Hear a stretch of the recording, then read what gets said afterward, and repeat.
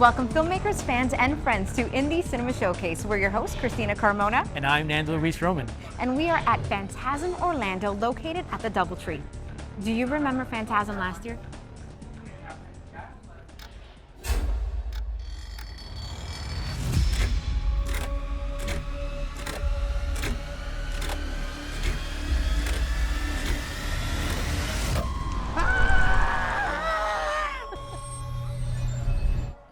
I don't want to talk about that. But what I do want to talk about is all the guests, panels, and shows that are available at Fantasm Orlando.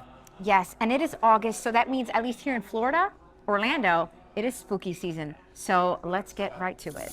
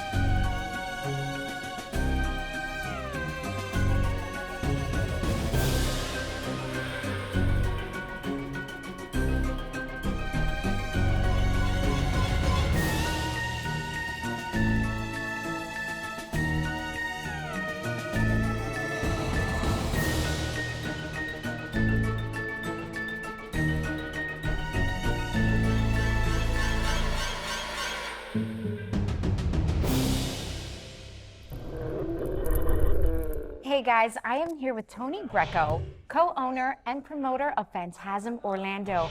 Tony, thank you so much for spending time with me. I know you are a super busy man. Absolutely. Thank you. All right, so first things first, Fantasm Orlando. What's the history? How'd you guys come up with this? How we came up with it was we wanted to start another convention in the Orlando area for haunts and horror, and we had the idea to incorporate it more theme park type feels than just vendors rooms and celebrities and things like that, which those are all great and they're staples and they're expected, but we wanted to make it an experience to where you wanted to be here, not just needed to be here as well. So Nice, and how did Fantasm find its home here in Orlando?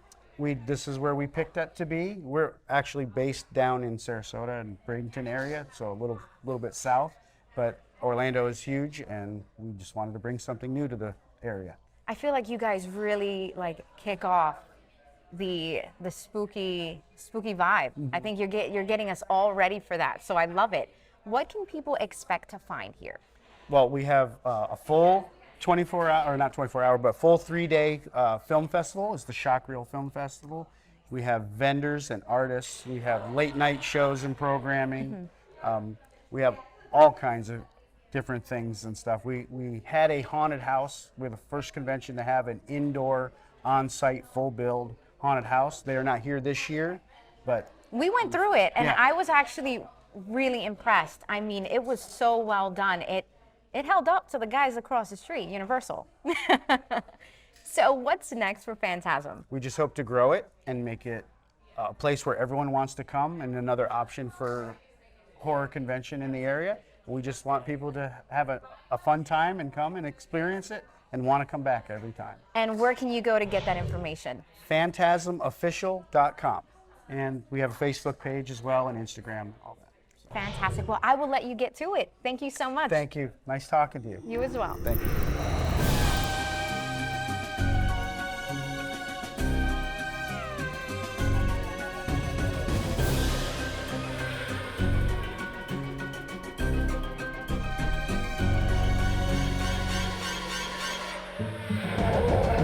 This is why I can't come to conventions, because I want some of this, I want some of this, I want some of these, I want some of those. It's a good thing I have Christina's credit card. You've got my what? Nothing. You just go play along. We're good. Bye. Have fun. I'll take like 5 more. Hold on. Okay.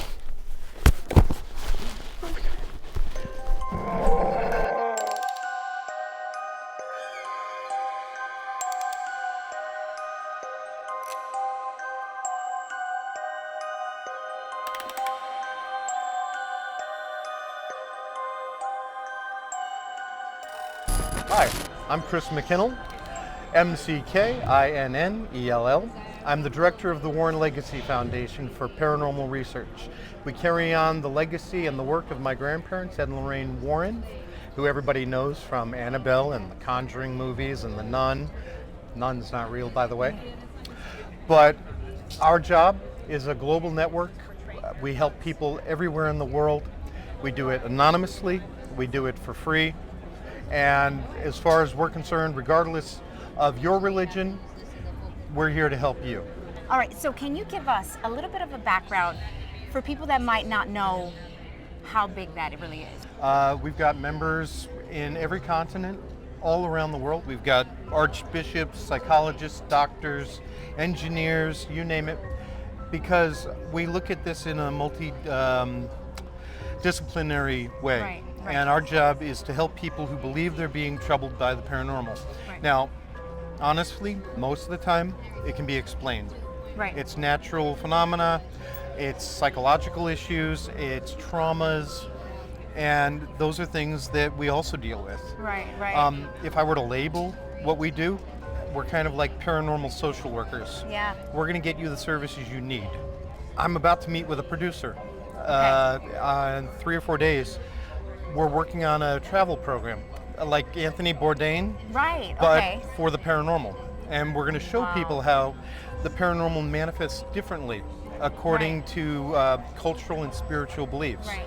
And the reason I want to do that is to show people that we have incredible power. We are able to manifest both our fears and our own intentions. Right.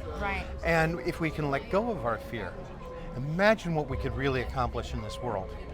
What made you want to go ahead and continue this legacy?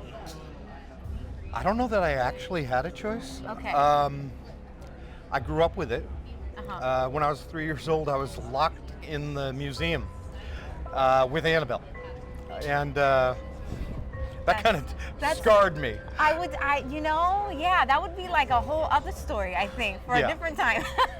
But by the time I was 16, my grandfather decided, time for you to go on your first case. Right. And it was an over-the-top poltergeist case. After that night, I needed to know more. And Right. I started by going to Africa. When I was 22. I had already been working on so many different cases with my grandparents. Right. But then I joined the Peace Corps and I studied the paranormal in West Africa Right. while I was there. And I realized these things are different there, and this energy is being directed in a different way. Right. And then I went to the Middle East, and then I went to Nepal. You've been everywhere. Yeah, well, I've studied with the Dalai Lama, I've studied with archbishops. That's wild. That's wild. So you are just traveled. So lots of information here. You are a busy man, traveling everywhere. Where can people find that information who are watching this show now? Well, we do have a YouTube channel, which is The Warren Files on YouTube. You'll get about 90 or more videos. We don't have the crazy over-the-top cowboy mentality that you see on these Instagram videos and all. This is just good information. Okay.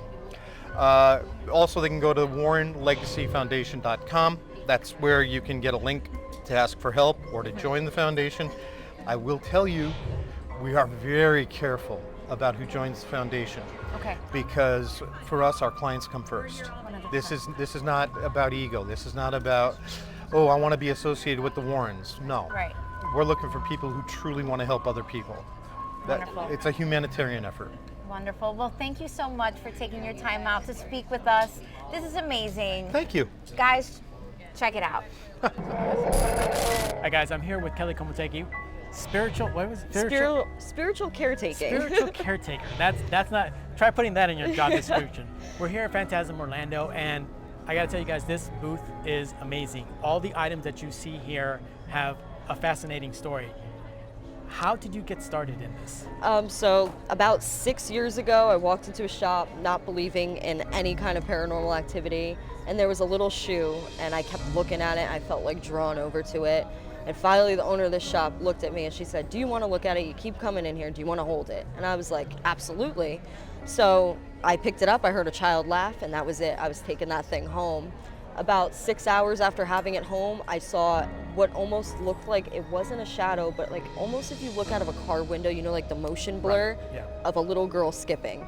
And that was it for me. I started, you know, doing research on items. I started to notice that I would feel drawn to energies, and then I would take them home, work with them, and I feel like I've built a bond with every single energy that's here, which is crazy. I mean, I've picked up little spirits hiding behind me on stick figure cameras. I've had them say my name over EVP, things like that. So I feel really drawn to them. I feel drawn to take care of these items that were so important to them when they were living. Now, when you started off, did this start off kind of like a personal collection for you? It's always been kind of personal. I don't like to say that I own these items. I'm taking care of them because there is something else attached and it's still theirs. Even though they're not physically here, their energy still is. And I always refer to this stuff as like little bus stops for the dead. I don't think that they're like stuck with them. But I think that if you speak about it, they can always come back and make themselves known. Hey, this is mine. This is what happened to me. Here's my story. Now, what made you decide to actually start coming out to like conventions and actually showcasing them? I think I have a really unique view on the paranormal, and like you watch a movie and you see people depict hauntings as like this scary thing that occurs, you know, dark shadow figures in the corner, and that's not always the case. Sometimes it can be really positive. A lot of times it's not just seeing like a shadow figure in the corner or like things flying across the room. Sometimes it's an emotional effect that you have and emotional connection to an item, and sometimes you can relate to them, and it's almost like making friends that are not here. We all need some of those. Yeah. And you guys didn't, you won't know this because we're here when it was happening, but prior to actually us rolling, we were having a lot of technical issues. So just so you know, this is legit. So is there one particular item that you showcase that you feel more connected to? Yeah, so there's a couple that I feel really connected to. One of my favorite ones is actually over there. It's the torso of a little boy who was murdered, which is pretty gruesome, but he was murdered in a swamp. They didn't find his body for years until it was decomposed. Somebody found his bones.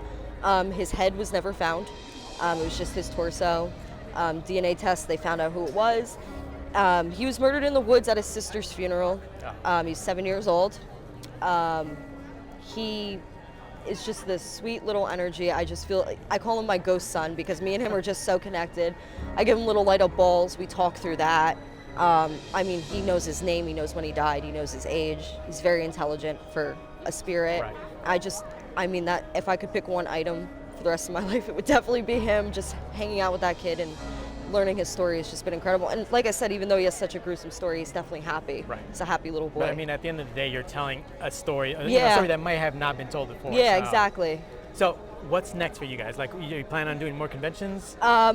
Possibly. I actually just won an auction on 2 items that do have an attachment, which is crazy because at home I have over 300 haunted items. I live with them every day. So for now, I think I'm just going to keep taking things in, telling their stories. Hopefully, if people want me to do a convention, I'm more than happy to do it. Yeah, I mean, I just document what I can, tell stories as I can. I definitely want to open a museum of my own where people, for free, where people can come and experience what I do on a daily basis. So hopefully that's next for me. Awesome. Well, thank you so much for talking with us. If people want to find out more information, where can they go to find out more about today I'm actually doing 3 panels, or not 3 panels, but this whole week I'm doing 3 panels. But today I'm going to be talking about my most negative items, and then tomorrow I'm talking about what I do, and then my most positive. I do post on TikTok when I pick up something that's crazy. I do post on my Instagram, which is Invoke Thee, and I talk about my items and the history behind them. I post pictures of new things as I get them and my collection. And sometimes there's weird stuff in the videos that I post that people point out, like, did you see that ball of light go by? What's that in the corner over there? So it's really fun. I do Q&As, I think, every Friday. So people can ask me questions about my items and we talk about them on my Instagram. Awesome. Well, thank you so much. No problem. Guys, definitely go check her out on social media. Some of these items are amazing. So I don't let the little, the spirit boy, he wants attention. He wants a friend to play with. So go check him out.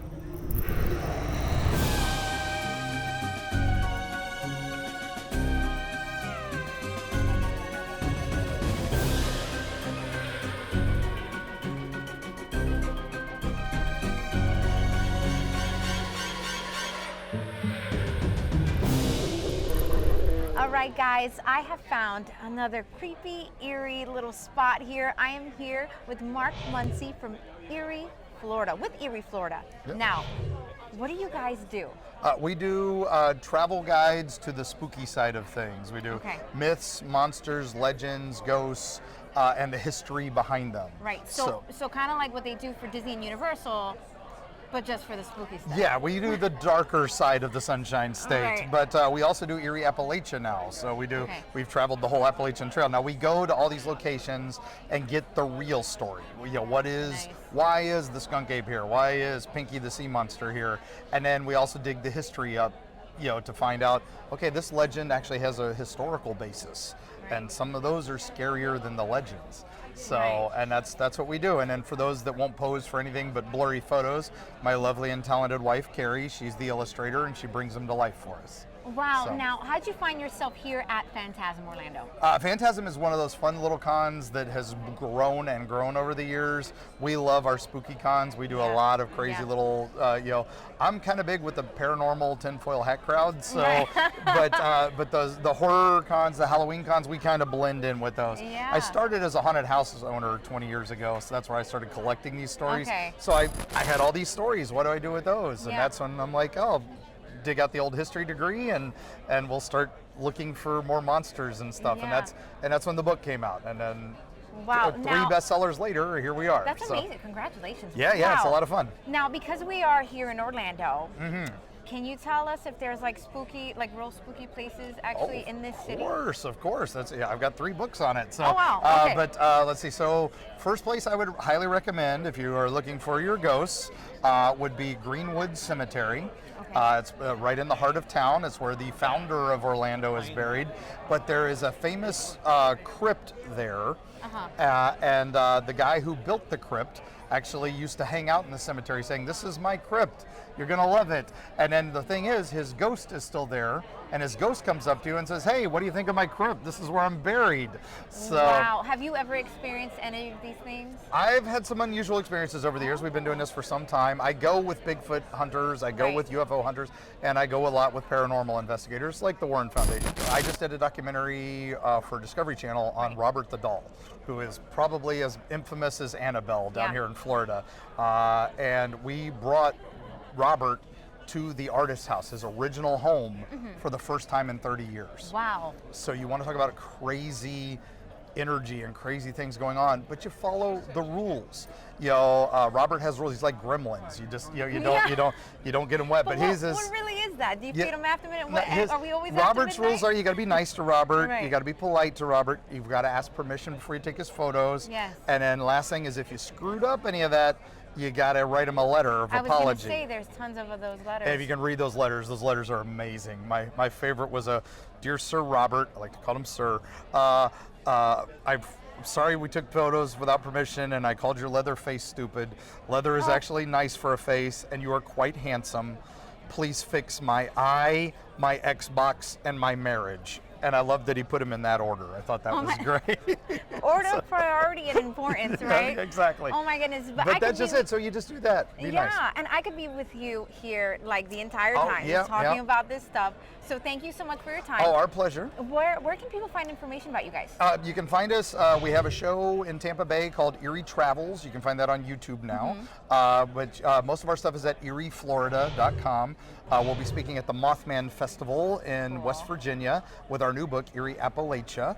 But you can find us anywhere books are sold. But if you order direct from EerieFlorida.com, my lovely wife will draw something in it, and I'll be happy to scribble some words of wisdom for you. That's amazing. Well, thank you so much. Oh, it's my pleasure. Thank you guys so much, and stay spooky. Yeah. Well, that's all the time we have for this episode of Indie Cinema Showcase. Nando, I don't know about you, but I found some really cool merch. I'm pretty much wearing all the merch that I found. Yes, and I got Love Potion number 9. I am married though, but it's iconic.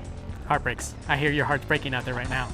But we did get paranormal, we got haunted, and we got eerie all in one episode. I know, and who knows, maybe Indie Cinema Showcase will show up at one of these haunted venues.